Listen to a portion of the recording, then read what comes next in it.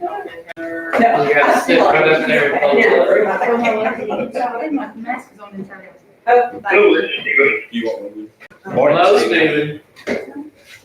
Hey, Wow. Everybody's being here. Terry, you may, if Jack's gonna sit there, we may be able to bring the chair in and you can sit at this table if you want. You sit down, I'll stand. Ever the gentleman. And that's, you saw that commercial, didn't you? Raise your right.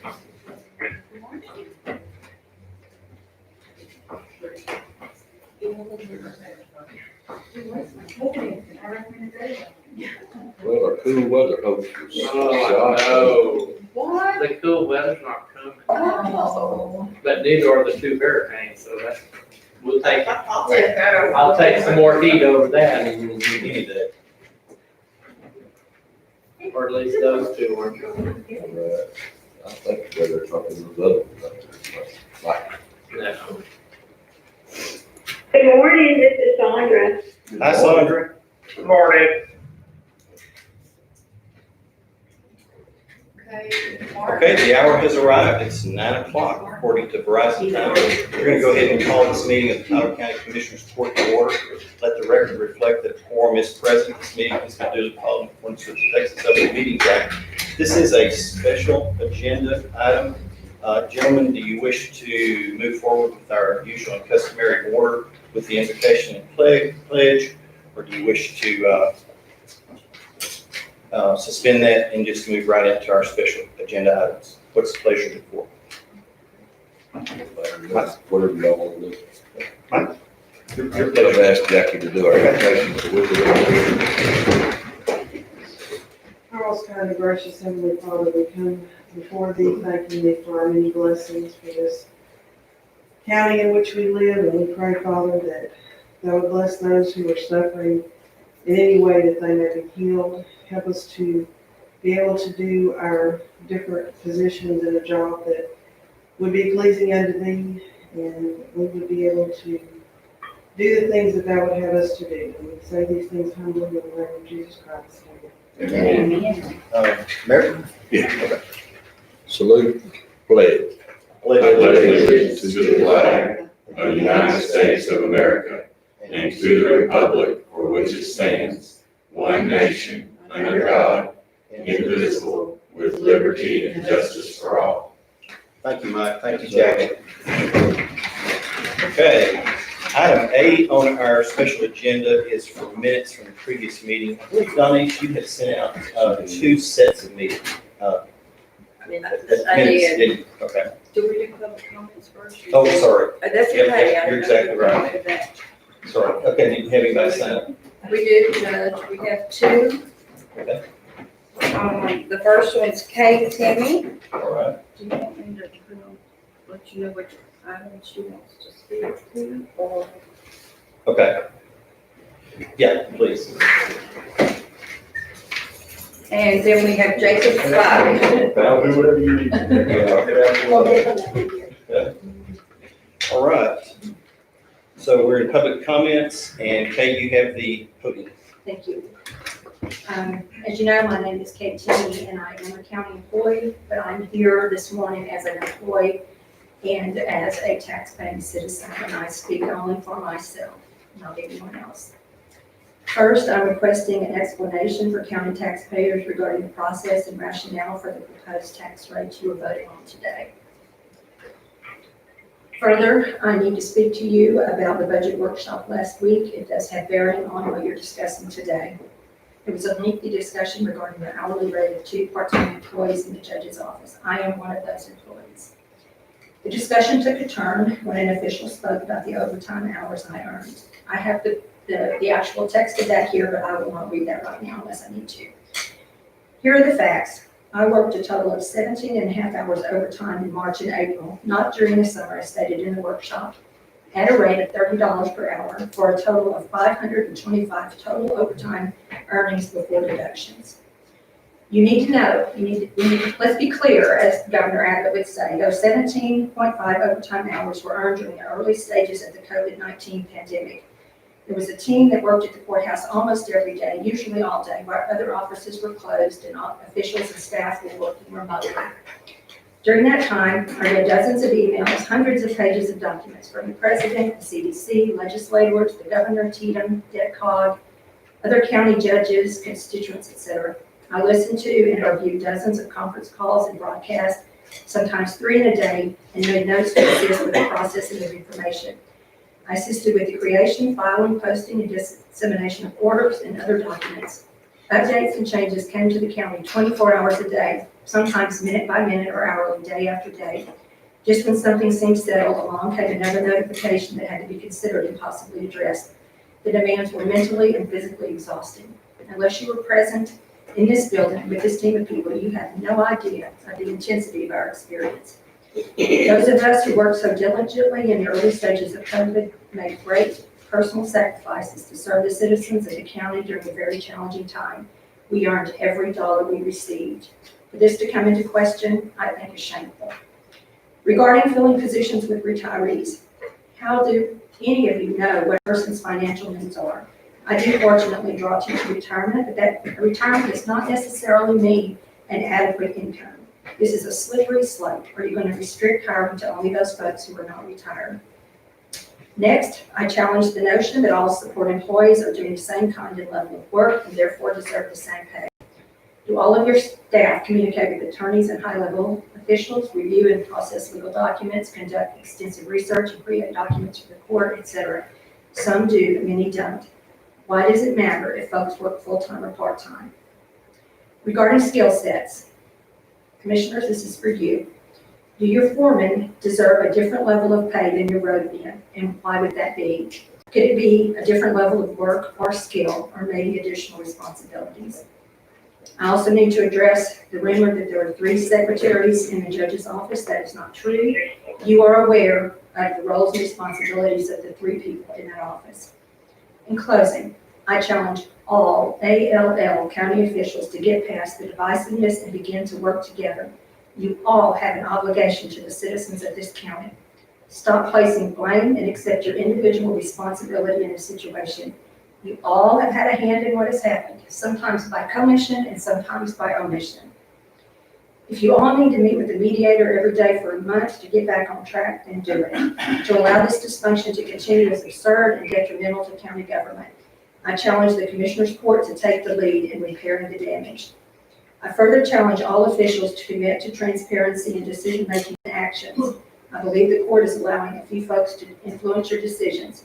Stop giving in to requests to feather the county nest. Stop approving self-serving proposals. I challenge you to consider how every decision you make impacts the type and quality of services for citizens. Scrutinize every request and ask, how does this benefit the taxpayer? Ask, are we being good stewards of the citizens' trust? To all county officials, I say this: the people you serve are counting on you to do the right thing. I pray that the citizens of Tyler County will hold you all accountable. Thank you. All right. Jacob, I think you're next. Yes, sir. It just so happens, and I didn't know this, and I'm not nearly as prepared as Kay, but we're kind of talking on the same subject. Now, I will tell you, I love my job, and I love it a lot. Not nearly as much as I love Tyler County. And so there's a few things that have been laid on my heart that I'm going to say that may or may not be real popular, may or may not make folks happy, and though I hope not, may even jeopardize my career. That being said, I asked to do this as a public comment because I want to share some things that wouldn't be appropriate for my office. In Matthew chapter 18, starting in verse 15, in the passage titled Restoring a Brother, reads like this: if your brother sins against you, go and rebuke him in private. If he listens to you, you've won your brother. But if he won't listen, take 1 or 2 more with you, so that by the testimony of 2 or 3 witnesses, every fact may be established. If he pays no attention to them, tell the church. Folks, I know we're not a church, but we talk oftentimes about being a county family. And the truth of the matter is, we hadn't been very good at it lately. Now, I wrote on my sheet that I wanted to talk about topic F. And I'm gonna tell you this, I don't care who I report to. I don't care. I will say this, and no disrespect to the judge, I can tell you, any of you 4 commissioners probably be easier on me than he is. You know, and in fact, he and I had a discussion not long ago about reporting that he and I don't see eye to eye on. But the truth of the matter is that doesn't matter, at least to me. I'm gonna report to whoever.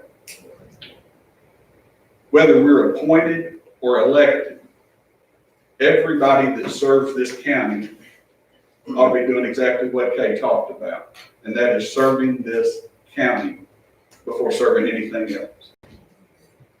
Now, I will tell you, there are things that I disagree with, and plenty of them. And I would even say this, there's things Kay and I disagree with. There's a few things she said that I don't agree with. But folks, we have got to get past sniping at each other, this just mess that we've gotten ourselves into. Because we're doing a disservice to the county if we don't. Thank you. Thank you, Jacob. Okay, that takes us to item A under consider, approve, and informational. Okay, we have minutes from 2 previous meetings that Don Ace has submitted to the body for consideration and acceptance into the minutes. Any comments or questions? Motion, we accept the minutes. Thanks, Mike. Okay, there's a motion to accept the minutes. Was that Martin? Okay, thank you, Martin, for your second. Comments or questions?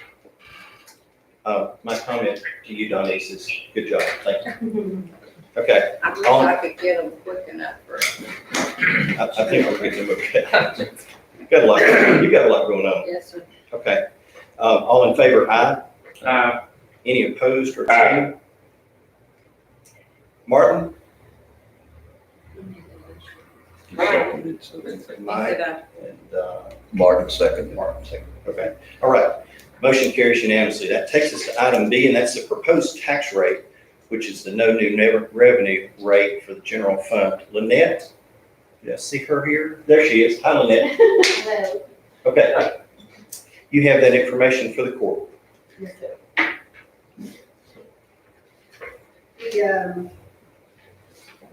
The proposed, well, the no new revenue rate for the general fund was 0.6782. And the voter approval rate was 0.7832. And for the county special, the no new revenue rate was 0.2547, and the voter approval rate was 0.2658.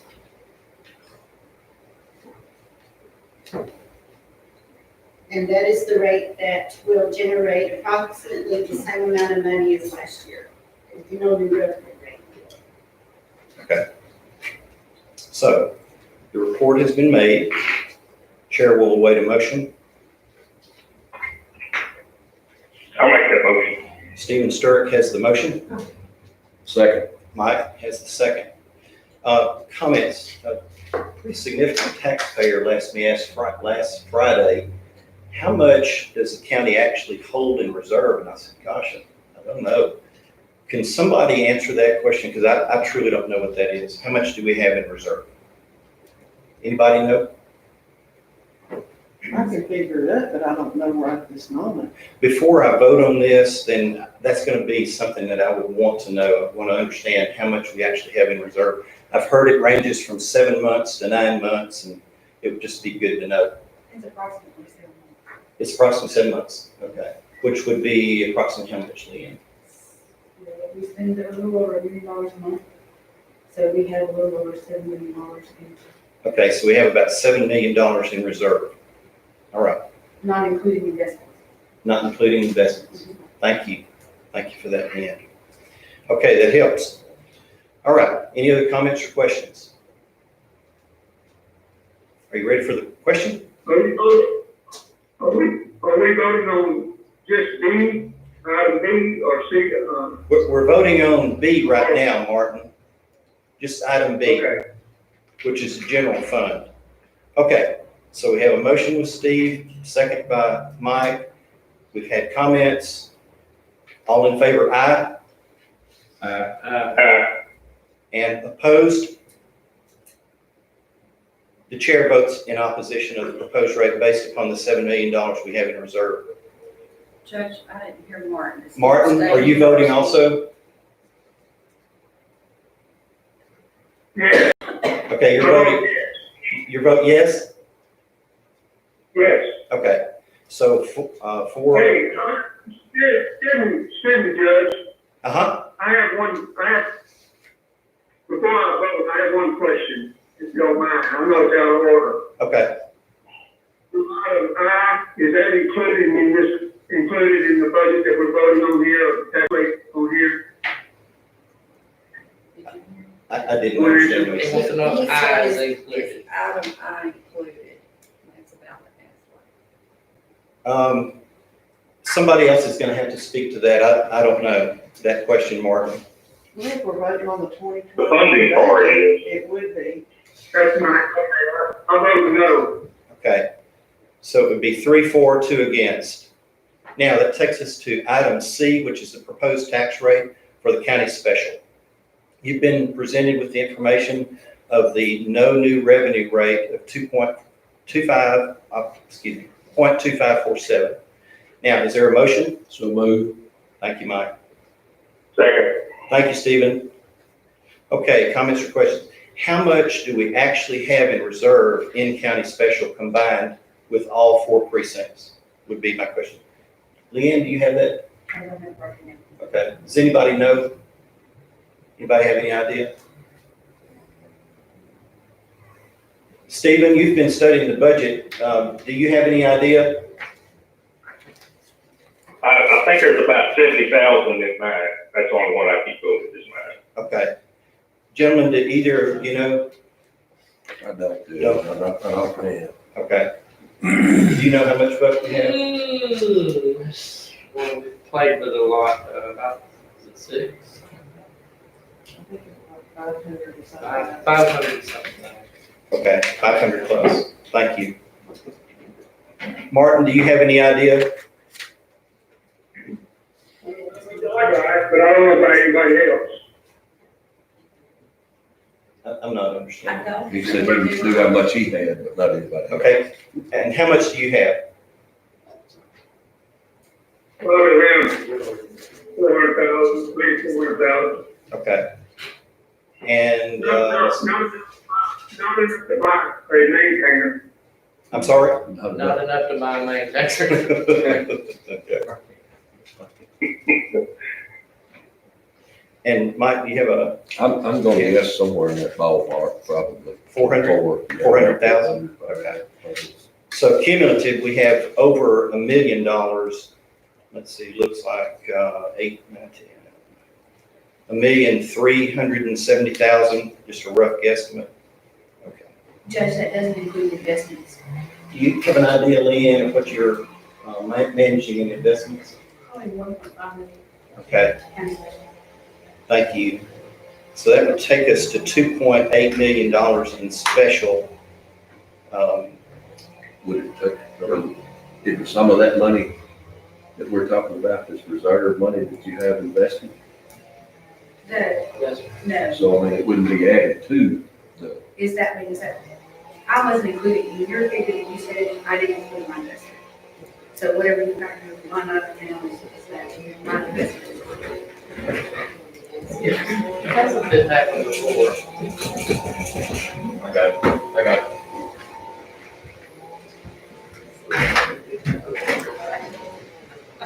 Hadn't bad enough not hearing. Okay, so would it be roughly 2.8 is a fair number in reserve? If the amount of guys we're talking about does not include the investments. But I don't think that it does, because on your report, it shows just what you have usable. What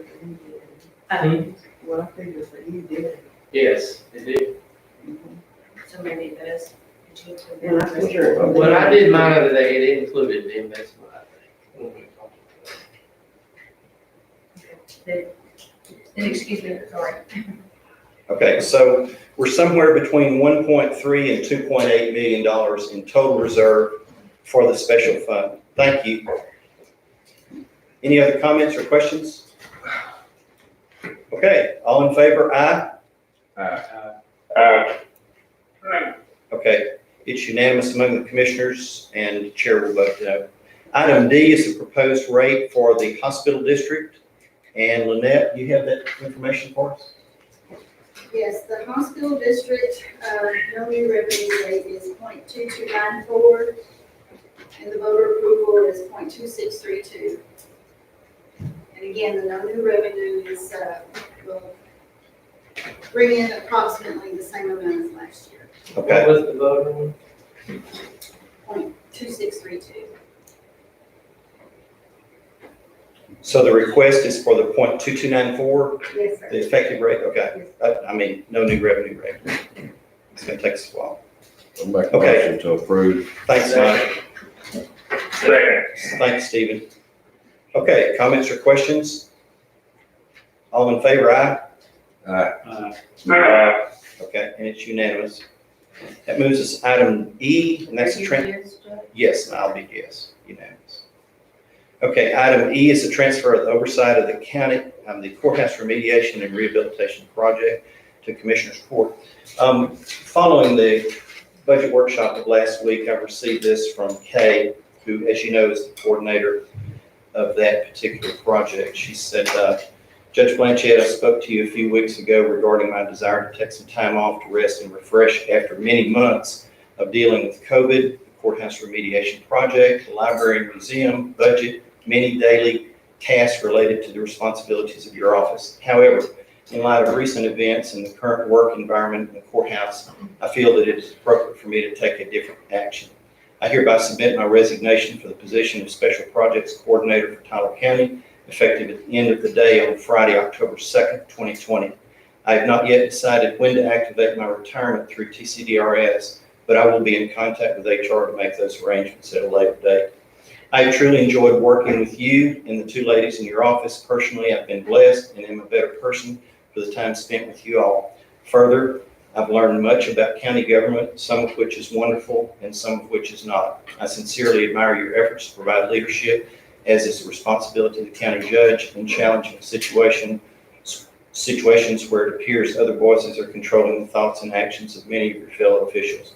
Again, I appreciate the opportunity to serve the county, but feel it is time for me to step away. With that being said, is the reason that the item, of course, is on the agenda. And I'll just be blatantly raw with you guys. Kay really has the command of this particular position. She's basically done it. I've been administrative support and administrative direction in behalf of the court during the process regarding, is it time now to respond to these particular matters, and if so, how do we go about doing that? And then she then in turn facilitates the process of that. I'm not going to do it because my confidence is in what she does. I know that this particular matter belongs to the court, and we've had some conversation about it, but at this point, without Kay, I'm not willing to take that continue the oversight of that responsibility in behalf of the court. So therefore, item E, I bring to the court's attention as a transfer to the Commissioner's Court. And I'll request a second. Second. Thank you, Mike. Second. Thank you, Stephen. Okay, comments or questions? Hearing none, all in favor, aye? Aye. Martin? Okay, we've got four. I'm going to right now. Okay, so we have one abstention and 4 yes. Thank you, gentlemen. Okay, that takes us to item F, which is transfer of managerial oversight and personnel supervision, including the timesheets for the departments that are listed here from the oversight. I think I inherited a lot of oversight over the last 13 and a half years. It was like who's over the DPS person? Because the trooper would come to me and he said, they want to work for the county when it's convenient, but they want to say, well, I work for DPS when it's convenient. So through a configuration, I think I just inherited it. And with the responsibilities being transferred as we are, I've got to stay with emergency management as one of the 5 departments because obviously it affects my responsibilities to you and to the county and to the office. So the other 4, it seems like it's appropriate for us to divide among court members, and these are the 4 that I would say we will transfer over to the court. And if everybody takes one, then we'll all have an equal number of oversight, 1 department each. With that being said, I put the motion into effect for the transfer and oversight to the Department of Public Safety Trooper Station, AgriLife, Veteran Service, and Maintenance Custodial and Grounds Departments. Now I'll wait a second. Second. Thank you, Mike. Okay, comments or questions? Hey, Judge, on the DPS and the AgriLife, they're gonna have the same administrative assistants working for them, is that correct? No. The AgriLife position was placed under the oversight of the DPS support position just to provide some type of in-office support and assistance that transferred backup in the event that there was an absence of either one to the other's position during a daily function, or the possibility of the loss of a staff member, there would be some continuity. So it was also assigned the oversight of the floodplain administration and then some support under a previous emergency management coordinator to provide administrative assistance. Now, floodplain administration is actually a function that probably rests with emergency management. It has some kind of attachment to it. Would you disagree, Ken? Okay, so a reconfiguration of some of that duty. Therefore, the position that supports AgriLife services could be under a direct member of the court, just like Ken is under a direct member of the court for the functions of that particular department. So separating those 2 things out, Stephen, could purify as opposed to keep a commingled or a support layer of that. Of course, veterans is just a standalone, and then maintenance is for all of our facilities and grounds and custodial services. So who is the support for DPS right now, which person? I think you're aware of the fact that it's Cassie Murphy. Okay, and who's the support for the AgriLife? I think you're aware that it's Michelle McGinty. Okay, so if you're separating EOC, which Cassie works for, correct, and you're giving up the DPS side, then that's going to need to be separated, the support, because then you would still be over the support for DPS, which that's all we're doing is supporting DPS, correct? Well, EOC is actually a generic term referencing the Emergency Operations Center, which is more specific to property versus personnel. Emergency management is the specific department. DPS Trooper Station support is a specific department and a specific person that supports the DPS Trooper Station. Of course, Jacob knows that he has Michelle that supports specifically his department or his department. And once he gets the other agent, then it will support exclusively those 2 agents' work. So the AgriLife person will support the DPS station. Am I understanding that right? No, sir, that is incorrect. Okay, who's going to support the DPS station? When you give this up, who's going to support the DPS station? That's up to y'all, Stephen. It will be under the oversight of a member of the court. That DPS employee. Okay, I'm talking about the DPS Trooper Station down there. Kathy supports that. Kathy's position supports that at this time. Correct. So if you give that up, and then if you keep the emergency management side, then you're going to be over Kathy, which would still support the DPS. So then you wouldn't be giving up the DPS support. Let me put it like this, Stephen. I'm not going to be over the DPS Trooper Station personnel I'm not going to be over the AgriLife personnel. I'm not going to be over the Veterans Service Office personnel. And I'm not going to be over the maintenance custodial grounds.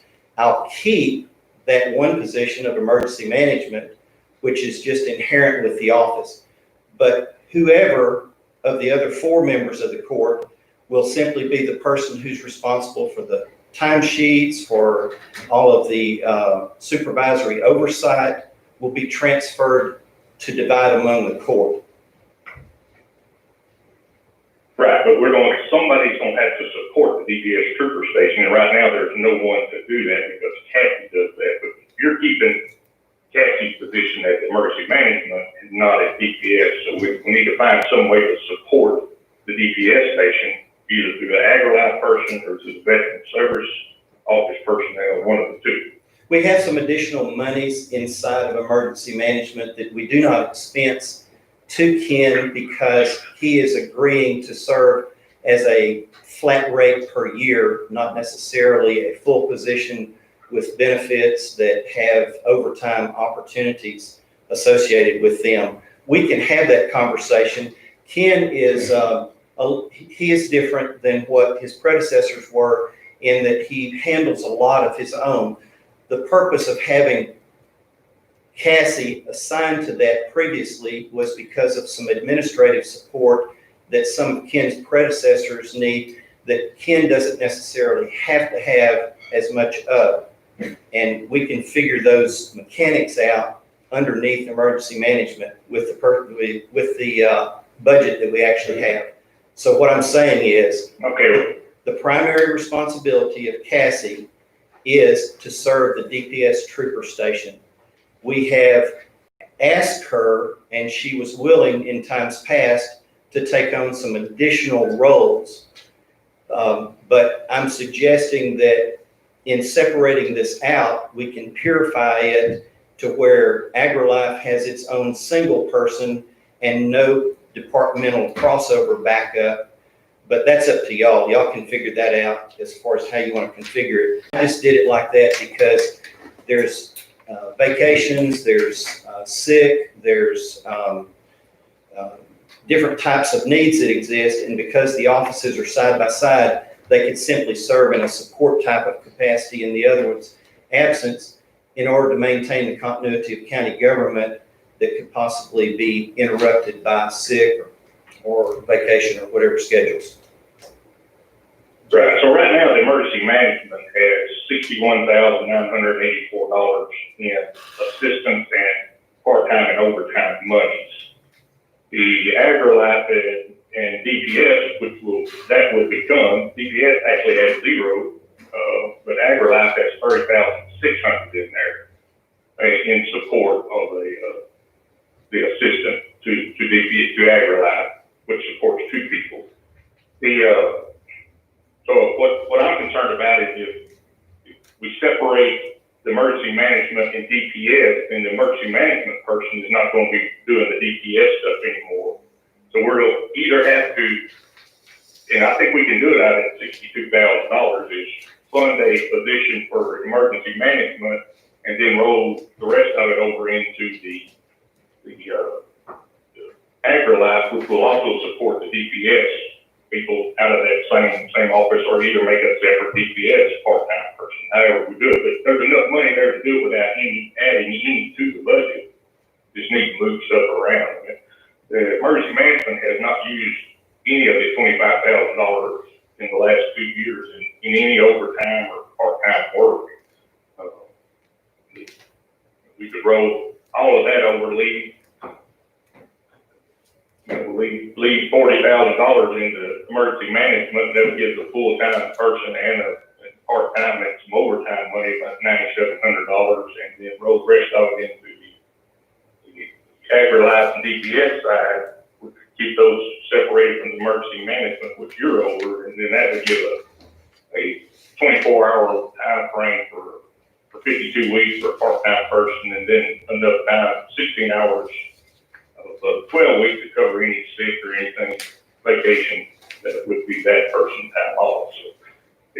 So AgriLife and DPS would be support for 7 people total, which is 4 troopers, a sergeant, and 2 agri-life agents. And then the emergency management side would be, the assistant would be supporting the emergency management coordinator position, would be 1 position. We got, I don't think the person that's working for emergency management can't be doing the DPS stuff if it's not under the person of the court, the direct supervision of the person of the court. It's gonna have to be separated, I would think.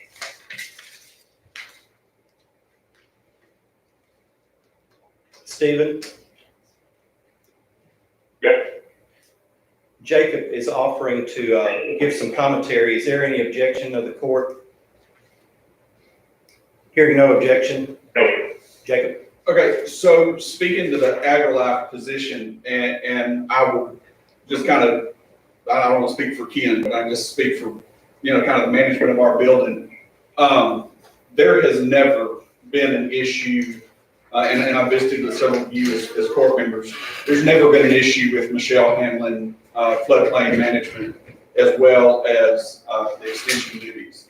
There are at times issue with the reception duties that take her away from agri-life, but the floodplain management, emergency management has never been an issue.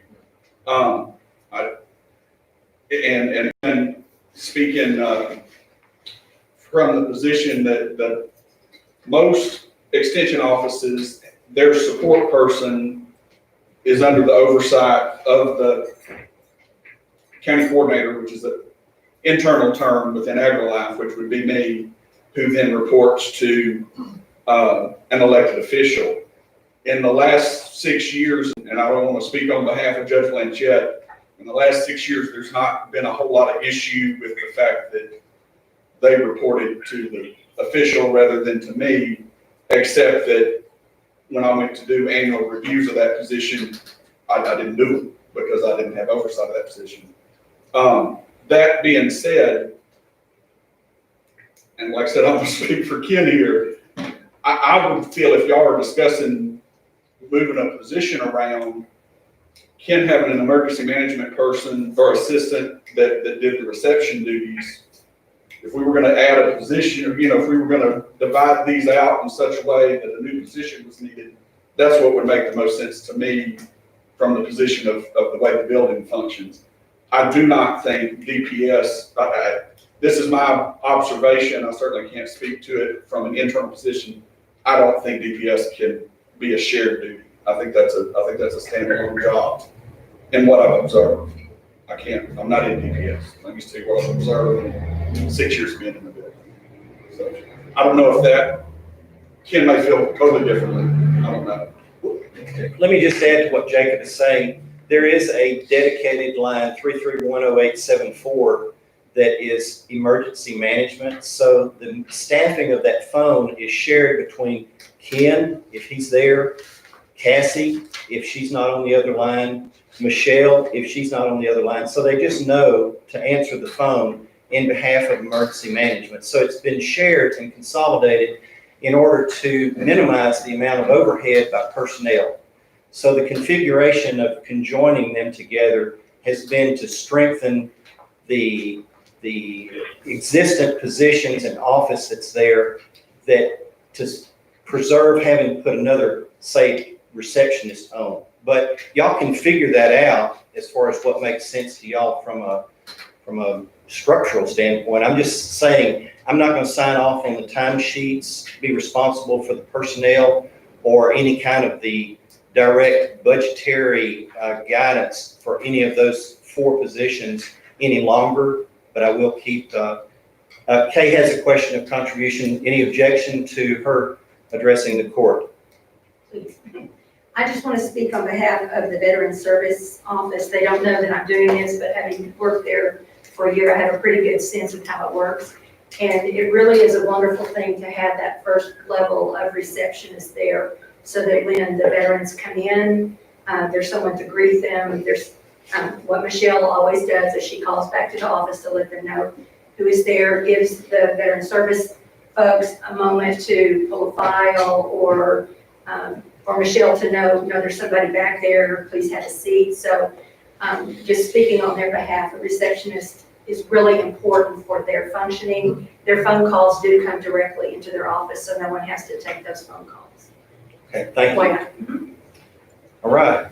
Any additional comments? Okay. I still don't understand if Cassie, and we're gonna use her name, if Cassie's gonna stay with emergency management and not do DPS anymore, then who's gonna do DPS stuff?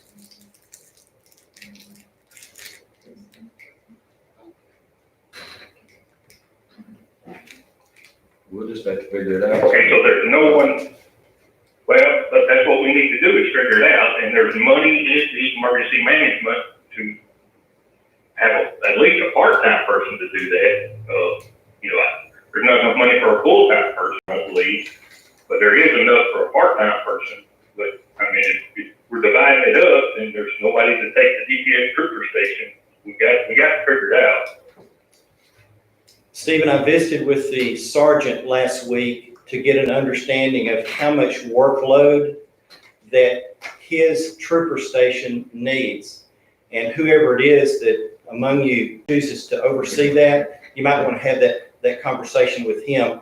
He believes that it's not such a demand that it can't be supportive of or sharing with any of the other departments that are right there adjacent in some kind of capacity, which of course veterans, we purposefully grouped the veterans, the AgriLife and the DPS all in that same area there because we could minimize the amount of overhead by personnel and be very, very diverse and cross-trainable for whatever the demands of the needs would be. So I'm just telling you, we used to have a standalone single person that was over the DPS and supported that back when they were at the SO.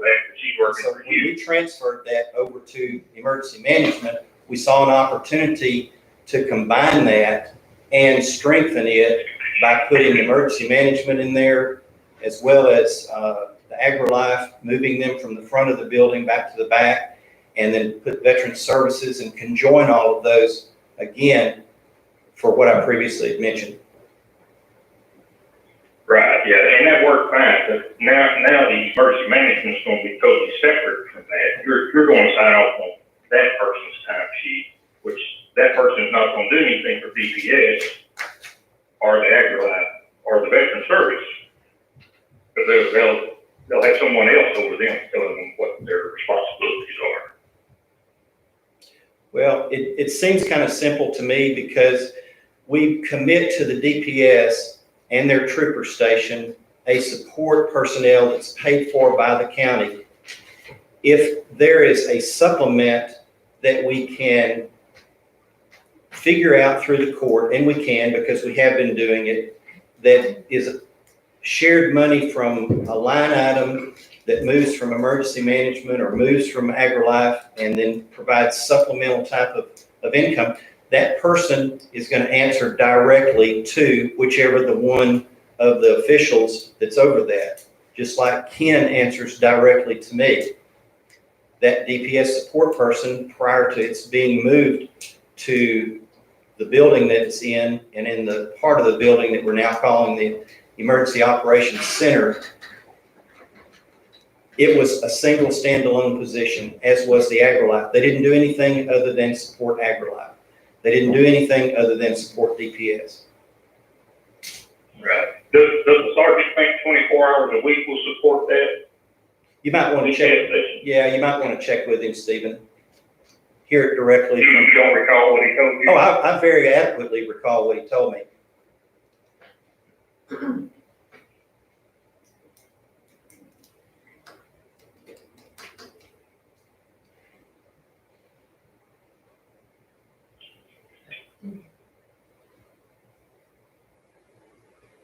Are we ready to vote? But I still don't know what we're gonna do on the money for the DPS person.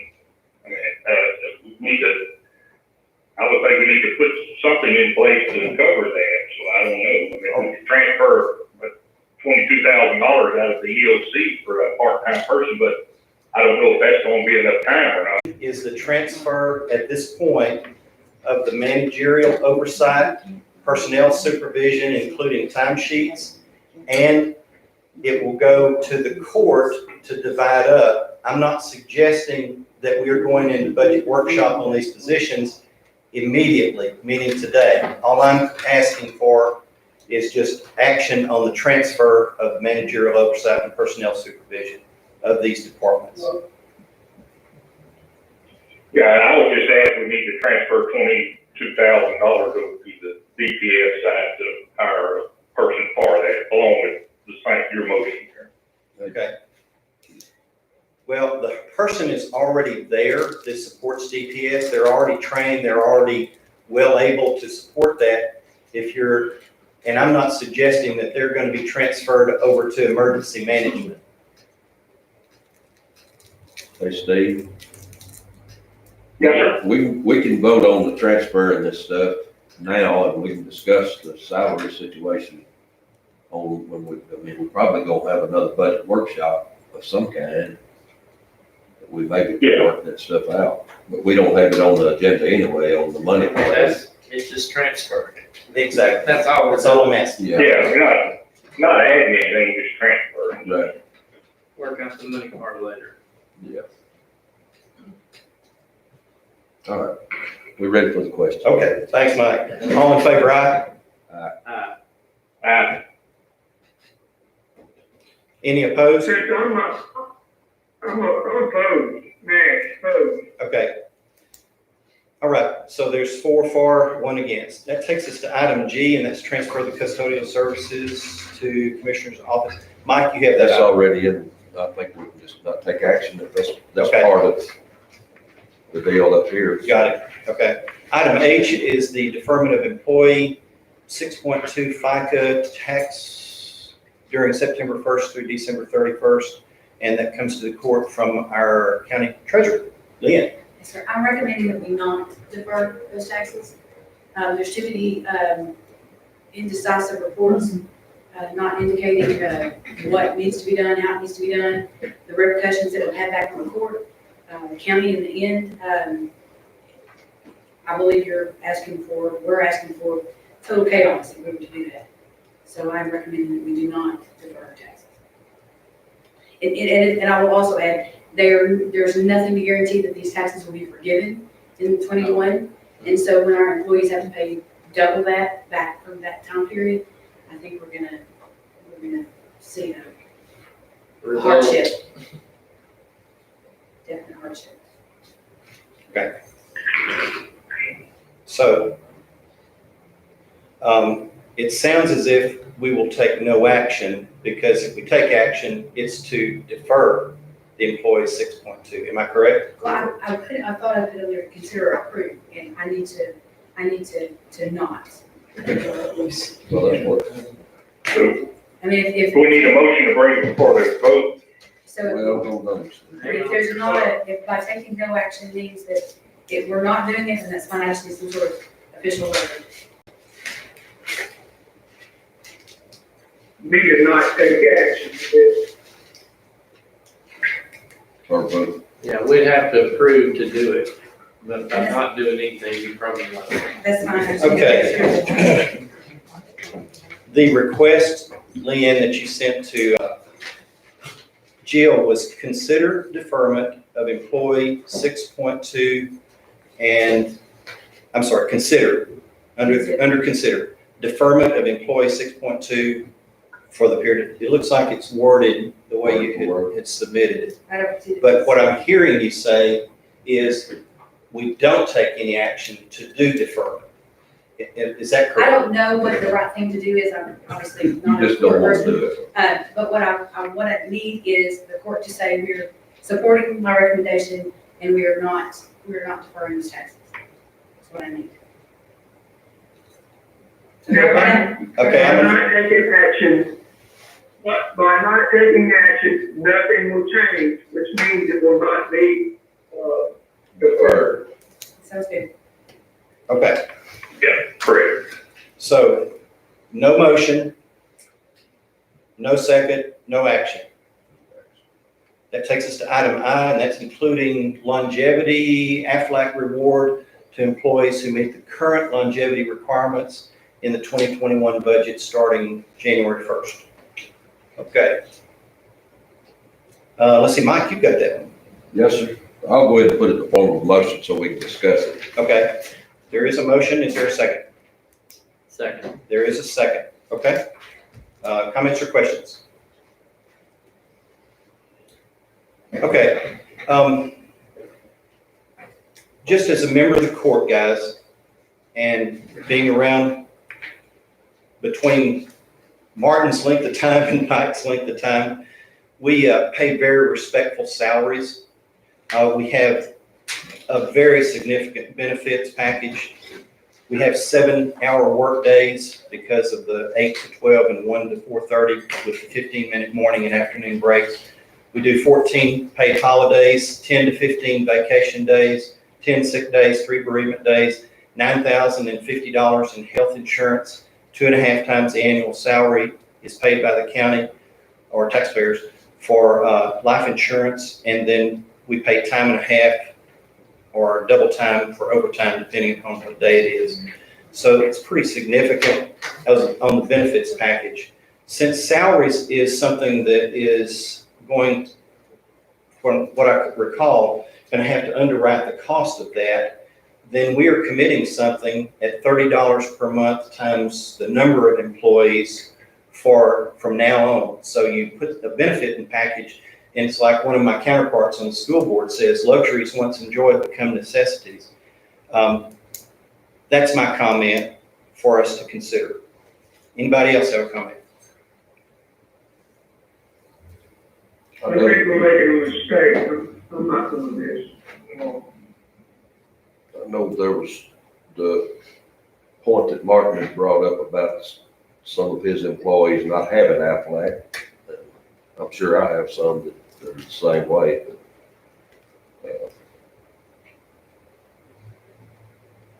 Is this something we have a timeline on that we have to do today? It doesn't necessarily have to be done today. Open enrollment is starting next week, and so it was just trying to. It'll go through the month? And the idea is that it starts in January, and as far as the enrollment part of that, you guys said that, that's completely up to you. It is a benefit, I will say that, in that most employees, especially if you hadn't gotten a raise in a while, speaking from the employee side of it, if you haven't gotten a raise in a while, $30 is not a lot, but you recognize or you realize the whole $30 and not the $100 a month in the raise that we normally get because we eat up in taxes. Nobody would ever really see that. But because it is a benefit, we can take it back. And I would much rather see us take a benefit back from an employee than have to reduce the pay or reduce the salary or reduce the position altogether. It does a lot from around. I don't want to be sitting around there when you take benefits back. Well, you won't be, you'll be gone. Well, You got that right. I talked to my whole crew about it, and they said if they were not getting a raise, that they would very much appreciate this, because they all have Aflac. And there were several of them, that said they would love to have a different policy, add one to it. So it's kind of like, if you're not gonna get a raise, then it's kind of like you're getting something. So, that's what my crew said about it. And to clarify, it doesn't matter whether you have an Aflac policy or not at this point. This is just an added benefit, and that's all it is. The initial thought process behind it was to actually save us money in the end, in our insurance rates, because we're being proactive with our, going to get checkups and going to make sure that we're, not waiting for the last minute and have astronomical medical bills. That was the idea behind it. And how much is it going to cost us, Leanne? Roughly $25,000. Now, another question. You had said that $30 of the benefit is a better deal because of all the taxes against $100 a month. Yes, sir. We're not having to pay.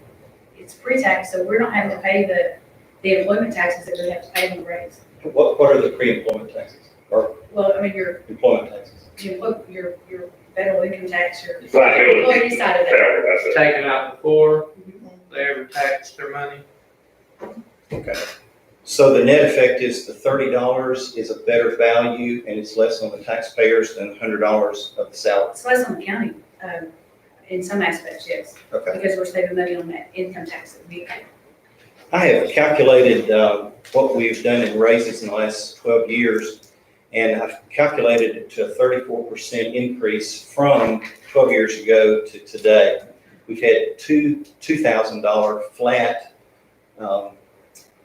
raises that we did across the board. We did 5% 2 times, and then we did $1,200 one time. And I don't know if I'm off. One time I calculated it's 37% increase, and another time it was 34, so I went with 34. I may be off a little bit on that, but it is going to be paid by the taxpayers. It looks like that we're increasing the variety of different costs to them. And if you hadn't figured out, I'm on a taxpayer representation focus right now. So that's my comments. Any other comments? I was thinking, other than Walmart, nobody during this COVID has lost any money. Our county employees have gotten really good as far as their money from this COVID deal. And a lot of these taxpayers out there, a lot of them have lost their job. And we're just adding a $25,000 burden to them. That's all we're doing. You know, and I don't think it's right. I don't think it's time. I'm sorry.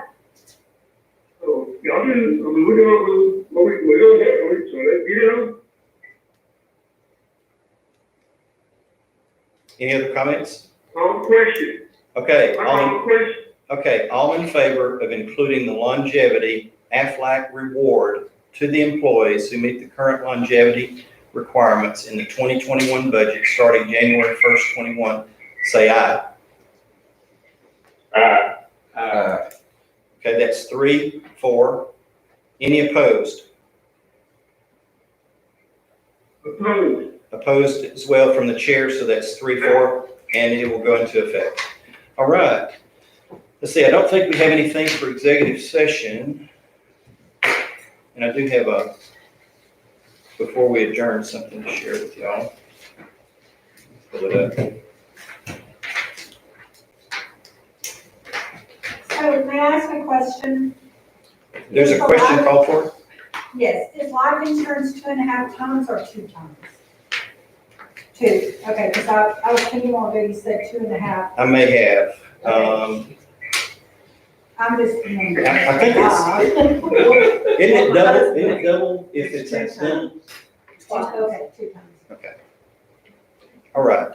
I'm feeling fine. My comments I won't address to the commissioners, my fellow court members. Last week I was accused of not liking the auditor staff. Well, that's actually a lie. I do like them and appreciate them and what they do. As a matter of fact, Mike, your daughter was very helpful in getting us reset so that we could log on to Tyler Technology and get our jobs done.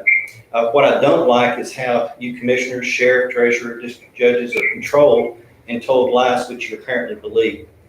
During last year's budget workshop, I stated to you that the worst thing that could happen to us as a governing body was for outside voices and influences to divide us and create discord among us. Well, it's happened. Last week, you were used to sow discord among us, which will result in the loss of your court coordinator. Although attached to my office, she actually works for you. It's called the Commissioner's Court Coordinator for that purpose. You'll also lose the services of the county's probate court, administrative support. The additional collateral damage is the loss, as we already know, of the courthouse remediation coordinator. It's possible that you can hire 4 of the summer students at $10 per hour to replace them, or 2 full-time employees with the additional $9,000 of health insurance costs and $10,000 more in salary, which the taxpayers will have to come up with. And I wish you well in replacing them. I certainly saw the tremendous value that they brought to the county with their willingness to do everything they did as part-time employees. And if this COVID pandemic ramps up, we'll need your support in filling their support role positions that they were willing to provide since March. And I know they'll be glad to stay home with their families this round, and it won't even cost the county to pay employees to not work. I just want to set the record straight. With that being said, Chair will entertain a motion to adjourn. So moved. Thank you. Is there a second? Second. All in favor, aye. Aye. Okay, thank you. We are adjourned.